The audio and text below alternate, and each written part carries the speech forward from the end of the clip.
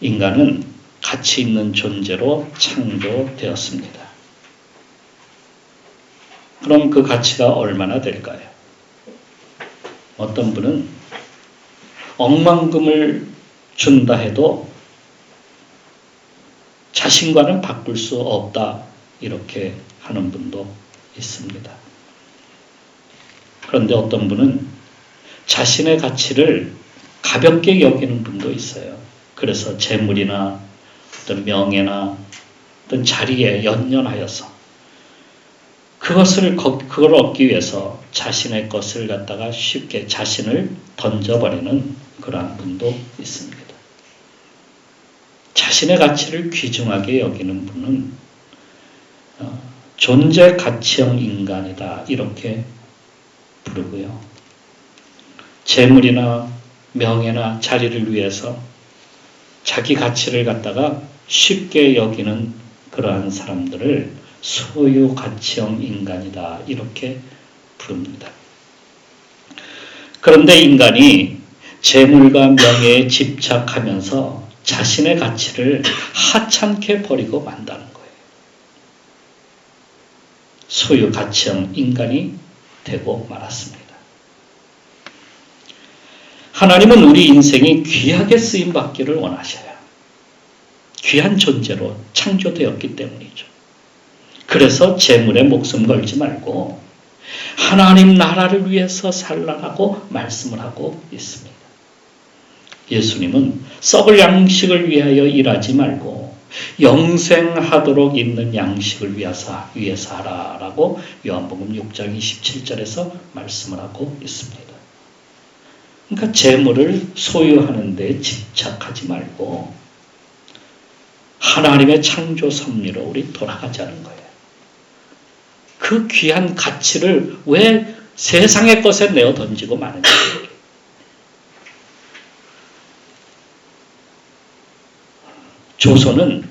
과거 조선은 유교의 나라였습니다.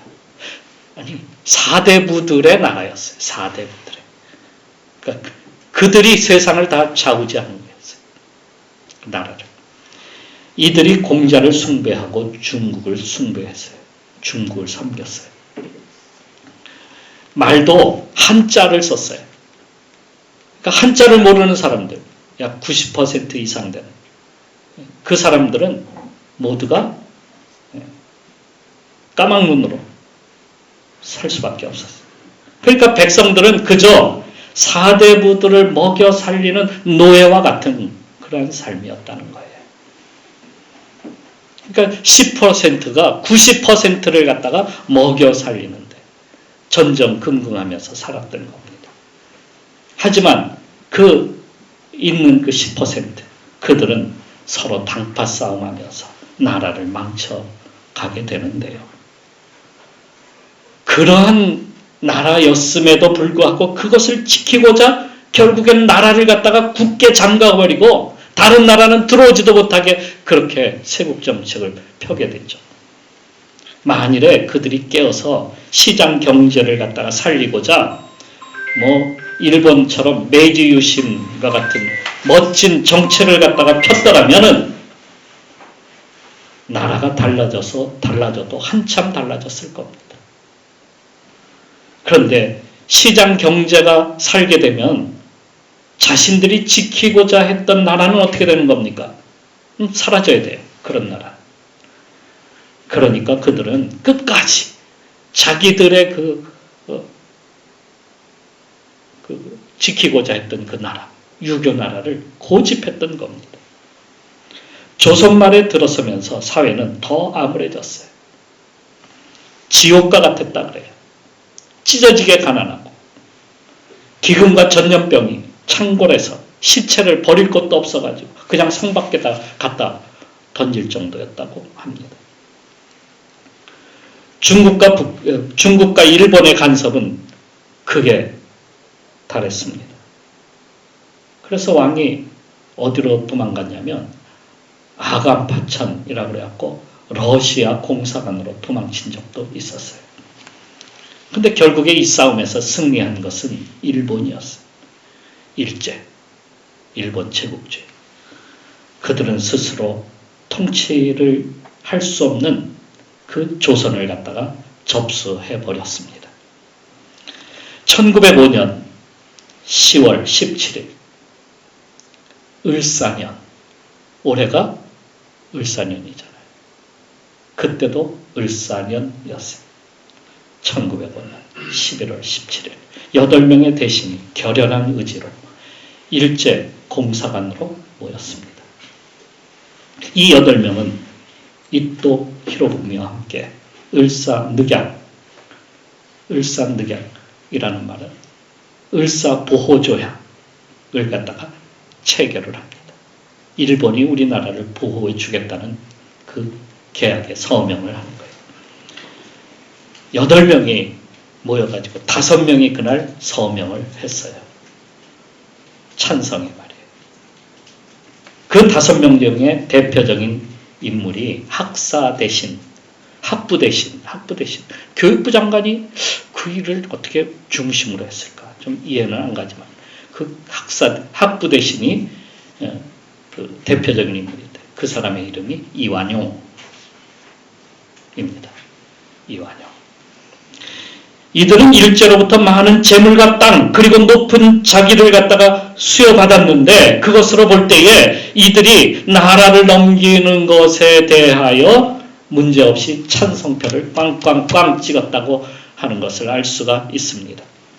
그뿐만 아니라 고종, 당시의 왕, 황제라고 불렀던 고종 역시 일제로부터 상상할 수 없는 재물을 받았고 땅을 하사받았고 그리고 왕족으로 살 수 있도록 한 것으로 볼 때에 왕도 나라를 일제에다 넘기는 것에 대하여 이견이 없었어요. 반대를 안 했어요.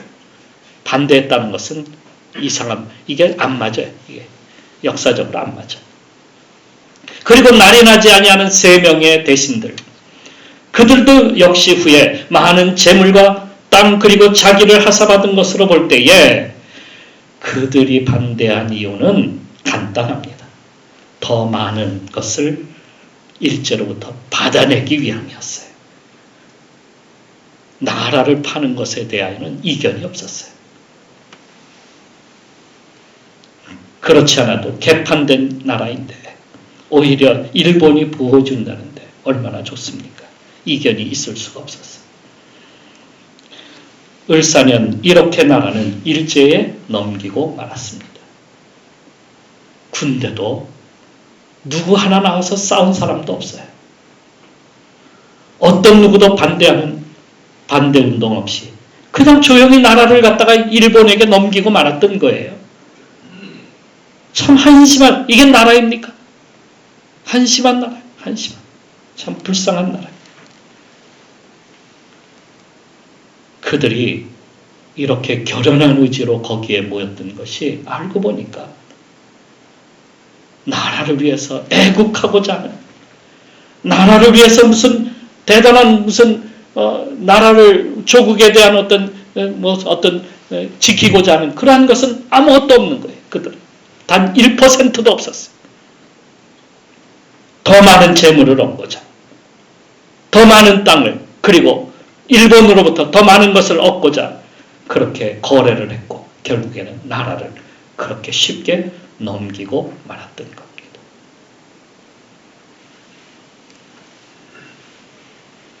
그런데 어떻게 1919년 3.1운동이 일어나게 된 걸까요? 어제가 3.1절이잖아요. 3.1운동이 일어난 것은 사실 좀 의아한 그러한 일이었습니다.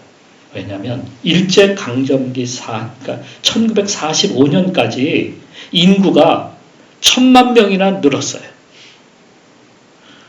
지옥과 같았던 조선의 인구가 얼마였었냐면 망하기 전에 1,200만이었어요. 얼마 되지도 않은 인구인데 갑자기 인구가 1,000만이 늘었어요.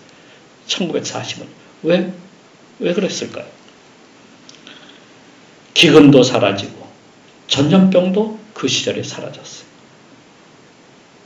똥으로 가득했던 거리는 깨끗해졌고 여자들도 노예처럼 살지 않아도 되었습니다. 아니, 노예 제도가 사라져버렸어요. 나라는 근대화되기 시작했습니다. 그것이 일제가 원하는 바였어요. 먹고 살만하면 그들이 그냥 조금만 줘도 그들은 그냥 복종하게 되니까 그 정도로 그냥 그들에게 그렇게 해주는 것. 그게 일제가 원하는 바였어요. 그러니까 조금 삶을 갖다가 전에 조선시대보다 좀 나은 삶을 살도록 그렇게 만들어주는 거예요. 그러면 복종하는 거죠. 하지만 우리가 식민지로 살 수는 없었어요. 다른 나라의 종이 될 수는 없었어요. 백성들은 아무것도 사실은 모르면서 그냥 나라를 넘겨준 것에 대하여 안타깝게 여긴 그러한 사람들이 있었습니다. 그 사람들이 누구였냐면 기독교인들이었어요. 기독교인들. 그래서 이 사실을 백성들에게 알려야만 했어요. 그게 3.1운동이었던 겁니다. 3.1운동 자유사상을 전 국민에게 알리는 사실은 기독교 계몽운동이었던 겁니다. 독립선언문을 보게 되면 이렇습니다. 조선은 독립국임과 자주국임을 선언하노라. 이게 첫 문장이죠. 뒤로 가면 새로운 세계가 눈앞에 펼쳐졌도다. 어떤 세계? 이제 우리가 자유나라, 하나님이 주시는 자유의 나라를 이제는 우리가 펼쳐갈 수 있게 되는 나라가 된다. 위력의 시대는 가고 도의의 시대가 왔도다. 우리는 이에 떨쳐 일어나도다. 양심이 우리와 함께 있으며 진리가 우리와 함께 나아가는도다. 남녀노소 없이 어둡고 답답한 옛 보금자리로부터 활발히 일어나 삼라 만상과 함께 기쁘고 유쾌한 부활을 이루어내게 되었도다. 이게 그 당시에 있었던 그 선언문이었습니다. 선언문에 나오는 내용입니다. 그러니까 이렇게 외치면서 그 다음부터 누가 일어났어요? 교회가 일어났어요. 그리고 청년들이 합세했어요. 만세운동이 여기저기서 일어나기 시작합니다. 그래서 일제가 제일 먼저 어디부터 잡은 거예요? 교회부터 때려잡은 거예요. 교인부터 때려잡은 거예요. 이게 이 3.1운동을 시작으로 해가지고 전국적으로 이제 만세운동이 일어나게 되면서 자유운동이 이 나라에 퍼지기 시작했던 겁니다. 그 당시만 해도 여러분 한글 아는 사람들이 20%도 안 됐어요. 근데 그 아는 사람들조차도 대부분 누구냐면 기독교인들이 교회 갔고 한글로 된 책을 보고 한글로 된 찬송을 부리고 한글 모르면 세례도 안 줬어요. 열심으로 한글 공부를 하고 그래서 만세운동에 참여하게 되었던 겁니다. 이 자유, 독립정신이 후에 우리 자유 대한민국 건국의 기초가 되었다는 사실이에요. 지금 우리가 하는 운동이 그런 운동입니다. 그런데 사람들은 그렇게 살지 않습니다. 사람들은 자신의 가치를 모른 채 자신의 육체적 욕심을 채우기 위해서 가정도 내팽개치고 영혼도 내팽개치고 목숨도 내팽개치고 나라도 내팽개치는 돈을 얻기 위해서라면 다 던져버리는 그런 사람들이 우리나라에는 이 땅에는 너무도 많은 거예요. 소유에만 집착하는 거예요. 아담과 하와 역시 선악과를 갖다가 보면서 어떤 마음이 그것을 내 것으로 만들고 싶은 욕심이 생겼어요. 소유욕. 그것 때문에 우리가 죄를 범하게 되고 그것 때문에 우리가 지금까지 죄 아래 노예로 사는 겁니다. 그때부터 인간은 소유욕에 집착합니다. 그걸 위해서 사탄은 인간에게 와서 거래를 합니다. 내가 줄 테니까. 내가 재물을 줄 테니까. 내가 너에게 잘 살게 해줄 테니까. 너를 높은 자리에 올라가게 해줄 테니까. 그래서 영혼을 팔고 목숨을 겁니다. 요한복음에서는 가룟 유다가 자기의 선생님 예수 그리스도를 파는 과정을 상세하게 적고 있어요. 거기서 요한은 가룟 유다가 이미 제자들의 전대를 맡고 거기서 돈을 훔쳐갔다라고 고발하고 있습니다.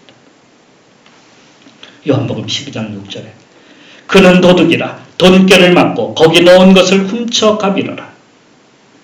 그는 일생일대의 거래를 성사하게 됩니다. 어떤 거래? 은밀히 대제사장을 만나서 예수를 넘겨주기로 하고 은 30냥을 받기로 하였습니다. 이런 거래가 생긴 것은 그 전부터 그의 마음 가운데 무엇 때문이다? 탐욕 때문이었다 하는 것을 말하고자 합니다. 하지만 그가 그 거래가 잘못되었음을 깨달았을 때는 이미 예수님은 십자가에 달려 돌아가시는 때였어요. 그들의 은밀한 선동에 넘어가서 가룟 유다는 앞을 보지 못했던 겁니다. 돈을 준다 그러니까 그 돈에 눈이 멀어가지고 자기의 선생님마저도 팔아버리는 그러한 사람이 되고 만 겁니다. 이런 잘못된 거래로 말미암아서 인생이 바뀐 사람들이 있습니다. 구약 창세기에 보면 이삭의 두 아들 에서와 야곱이 나오는데요. 그 큰아들 첫째 아들 에서는 건강하여서 들사람으로 자랐고 야곱은 집에서 조용하게 지내면서 부모를 도우면서 자랐습니다. 하루는 에서가 들에서 사냥하다가 돌아왔는데 몹시 배가 고파 그리고 지쳐 있었습니다. 그때 야곱은 죽을 쓰고 있었어요. 뭔 죽을 쓰는지 죽을 썼어요. 에서는 야곱에게 다가가 죽을 자신에게 주기를 원했지만 야곱은 배고픈 에서를 거절합니다. 그러자 에서는 사정하였고 이에 야곱은 이렇게 얘기합니다. 나를 형이라 부르면 내가 죽게 이렇게 말을 합니다. 에서와 야곱은 쌍둥이로 태어났어요. 그런데 에서가 먼저 나오고 그 뒤를 이어서 야곱이 에서의 발목을 잡고 나왔다. 그래서 그를 야곱이라고 이렇게 이름을 지었죠. 그런데 에서가 먼저 나왔기에 장자로 여겨왔는데 이 야곱은 거기에 대하여 동의할 수가 없었어요. 한날 한시에 태어났는데 어찌 에서가 형이 될 수 있단 말인가.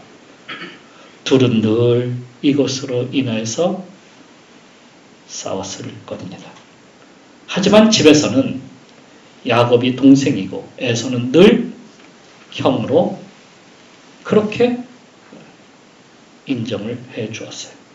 거기다 싸워봐야 에서가 이길 수밖에 없었던 것은 그는 날래고 힘도 아주 강했기 때문이죠. 당할 수가 없었어요. 이게 늘 야곱에게는 불만이었습니다. 그것이 그날 죽을 쓰고 있던 야곱과 그렇게 에서가 만난 것입니다. 야곱은 에서에게 말했습니다. 내가 죽을 줄 테니 나에게 형이라 불러주겠니?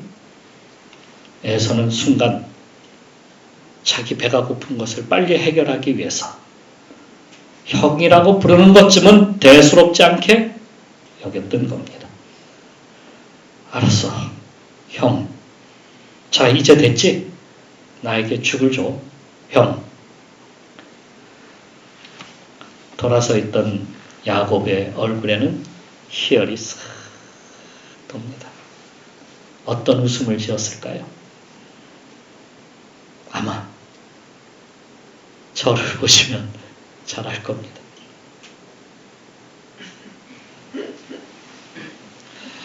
그래, 알았어. 아무것도 아닌 것 같았는데 두 사람 사이에는 너무도 큰 거래가 이루어진 겁니다. 장자를 죽 한 그릇에 넘기고 말았습니다. 이것이 그들의 삶을 바꾸어 놓았습니다. 예, 죽 한 그릇에 대한 거래가 그들의 삶을 완전히 바꿔놓고 말았어요. 야곱은 하나님의 복을 얻기 위해 쫓아가는 인생이 되었고요. 에서는 재물과 땅의 것을 얻기 위해 사는 인생으로 전락하고 말았던 겁니다. 그것을 자세히 보여주는 말씀이 있는데요. 그는 나가서 헷 족속의 딸들을 아내로 얻었고 그것도 마음에 들지 않아서 이스마엘의 딸 가운데 아내를 얻었다라고 성경은 말씀하고 있습니다. 그는 말초적이고 육체적인 것을 위해서 그것을 소유하기 위해서 쫓아 살아가는 인생이 되고 말았다는 사실을 이렇게 쓰고 있는 겁니다. 북한에 다녀온 남한 인사 가운데에는 이상하게 북한에 다녀온 이후로 북을 찬양하고 북한을 두둔하는 친북 인사로 바뀌어 버렸다는 그러한 이야기들을 자주 듣습니다. 알고 봤더니 그들이 북에 단위로 들어가게 되면 밤에 호텔방으로 한 아가씨가 찾아온다는 거예요. 와서 처음 보는 아가씨가 문을 열어주면 그날 그 사람은 미인계에 빠지고 마는 겁니다. 그리고 몇 달 후에 북한으로부터 연락이 오는데 그 아가씨가 아기를 가졌다는 거예요. 북한에 완전히 코가 깨는 거죠. 이렇게 해서 넘어간다는 거예요. 목사들도 그런 사람들이 많대요. 호텔방에 들어온 아가씨가 목사라고 해도 막무가내로 살려달라는 겁니다. 만일 자신이 여기서 그냥 나가는 날엔 자신의 가족들 또 자신도 살아남지 못하거나 쫓겨나게 된다는 거예요. 그러니 목사들이 그 이야기를 들을 때 마음이 흔들리지 아니할 수가 없는 거예요. 그걸 이용하는 거예요. 그래서 목사들은 어떻게 안 됐다라고 생각하면서 소원을 갖다가 들어주고 만다는 거예요. 거래가 성사가 되면 몇 달 후에 연락이 오게 됩니다. 그러면 친북 인사로 바뀌어버리고 마는 거예요. 그걸 어디에다가 고백을 할 수 있겠습니까? 이런 사람이 한둘이 아니라는 거예요. 요즘은 중국도 그러한 짓을 해요. 돈으로 여자로 국회의원이나 중요 인사들을 친중 인사로 만든다는 거예요. 그래서 지금 우리나라가 입법, 사법, 그리고 선관위까지 이제는 정권까지 공산당으로 넘어갈 위기에 처해져 있다고 사람들은 이야기합니다. 이게 아무것도 아닌 몇몇 사람만 사실은 잡으면 이게 나라가 뒤집히는 거예요. 이게 나라가.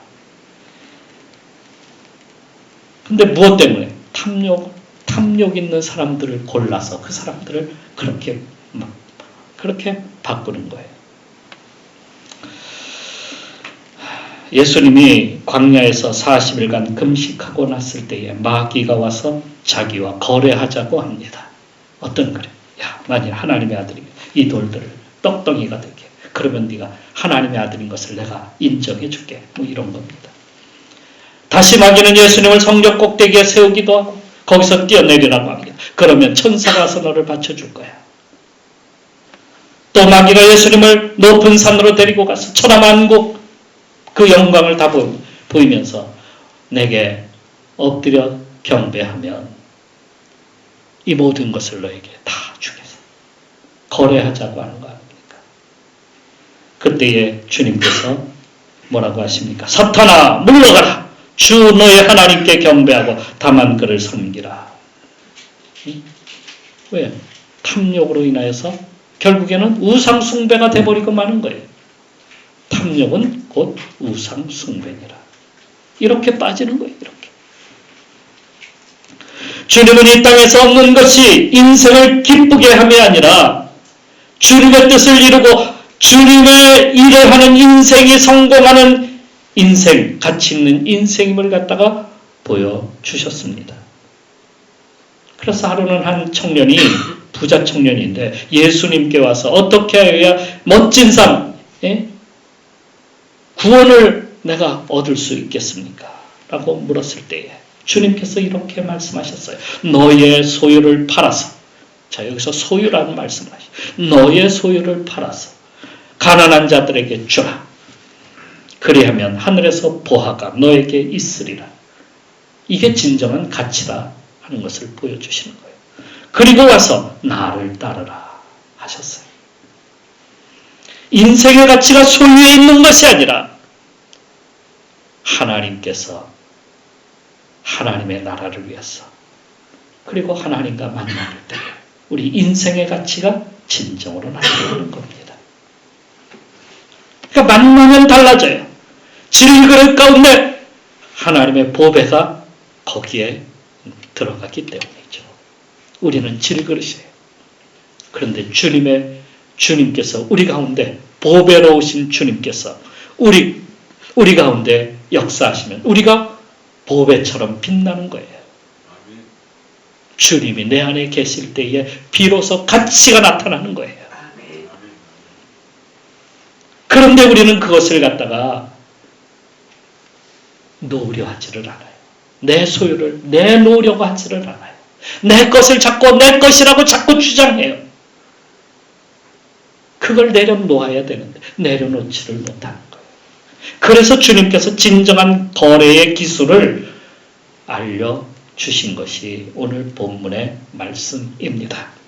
천국은 마치 밭에 감추인 보화와 같으니 사람이 이를 발견한 후에 숨겨두고 기뻐하며 돌아가서 자기의 소유를 다 팔아 그 밭을 샀느니라. 또 말씀하시기를 그 다음에 또 천국은 마치 좋은 진주를 구하는 장사와 같으니 극히 값진 진주 하나를 발견하며 가서 자기의 소유를 다 팔아 그 진주를 사느니라.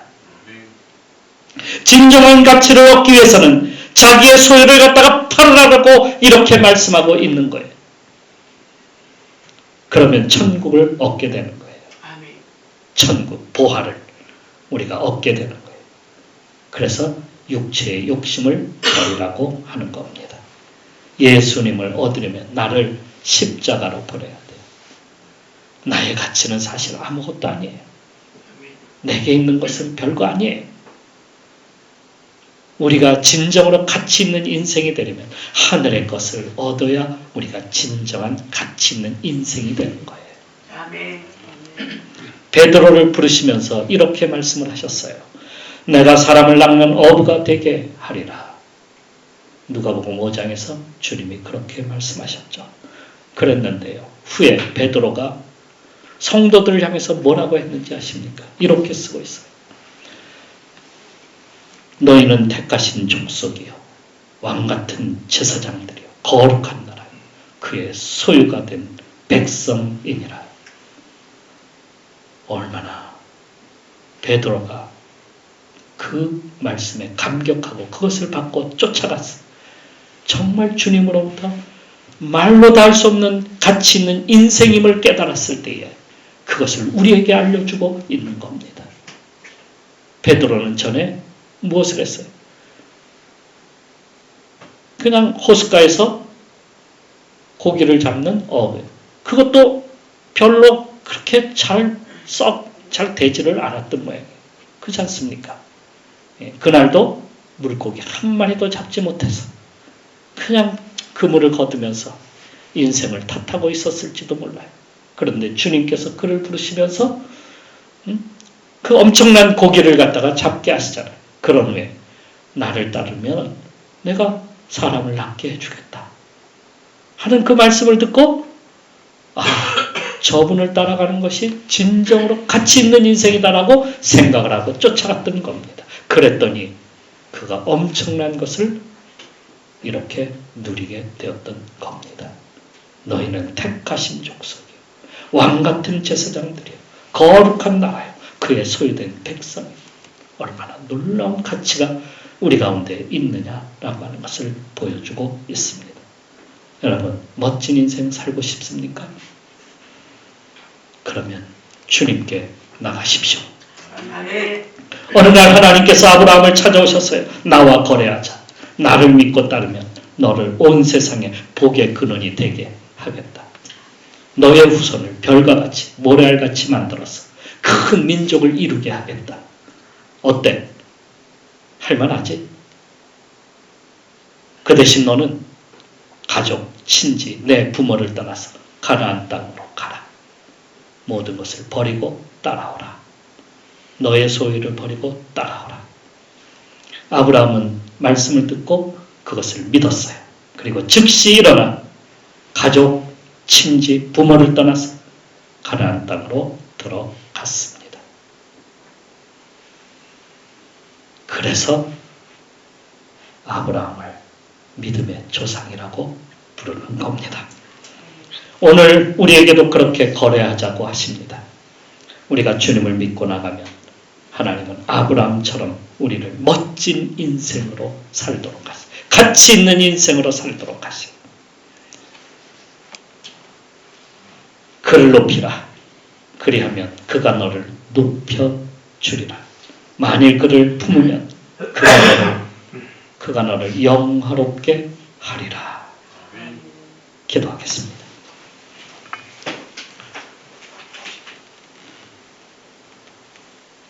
어떤 분이 암에 걸려 병원에 입원했다가 전도를 받게 되었어요. 처음엔 돌아서서 듣지도 않았어요. 하지만 계속해서 과일도 사오고 간식도 사오고 하니까 그 정성에 얼굴을 돌리고 말았어요. 그때 그 사람이, 그 전도하는 분이 이야기했어요. 사람은 누구나 다 죽습니다.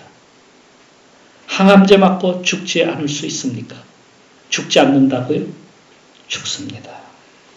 그 말을 믿지 마세요. 산다는 것을 믿지 마세요. 그렇지 않습니다. 다 죽어요. 그런데 죽어도 죽지 않는 길이 있습니다. 그 길을 가야 하지 않을까요?